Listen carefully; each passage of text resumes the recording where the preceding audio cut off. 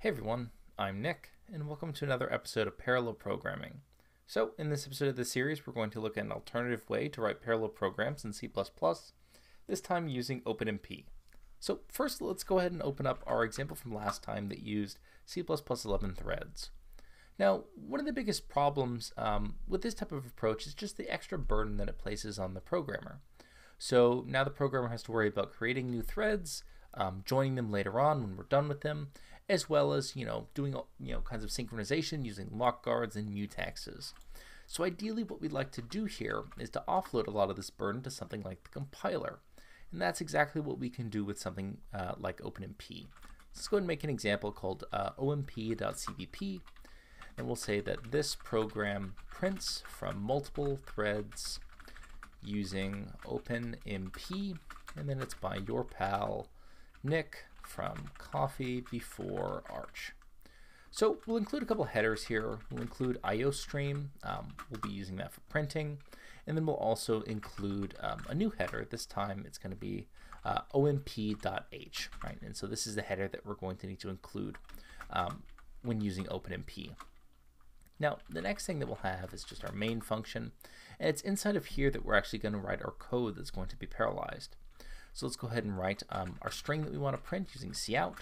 So we'll say, exactly what we did for our C++ 11 example. We'll say printing from thread, and then we'll go ahead and get the thread number. Now to get the thread number with OpenMP, we can go ahead and just use a little function here called OMP get thread num. Right? It's a very common thing that we'd like to get access to is which thread we are. And then we'll go ahead and print out a new line character at the very end, which is just a single character, so single quotes. Okay, so the only other thing we need to do here is how do we actually make this run on multiple threads? So to run on multiple threads here, right, we just basically need to tell the compiler which region of code is going to be executed in parallel.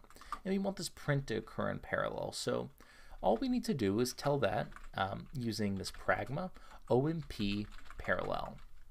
And then using this block scope right here, right, with these curly brackets, we basically say that everything in this block scope is going to be run in parallel. So we don't even need to specify, say, the number of threads we want to launch. That's something that right now we're just using the default number, which I believe is typically the number of cores you have on, say, your processor.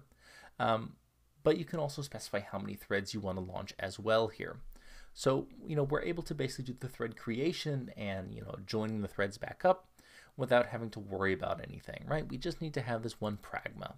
Now we still do need to worry about synchronization, right? So we actually do have a race condition here because you can think about printing each of these sections.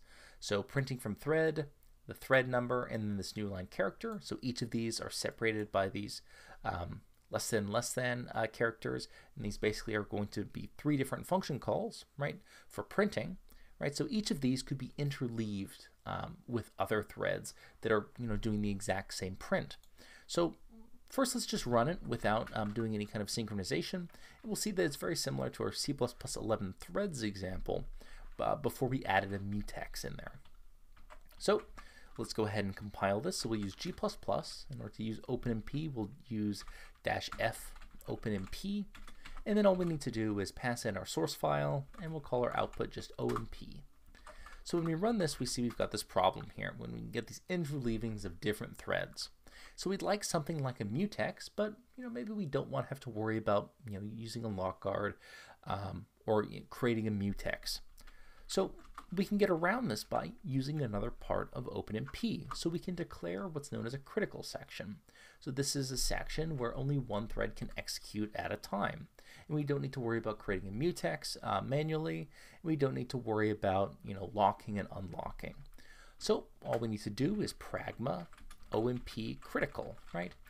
And similarly, we'll just have a block scope here. And so everything inside of this block scope will be our critical section. So now only one thread at a time will go ahead and get into this critical section and perform this print.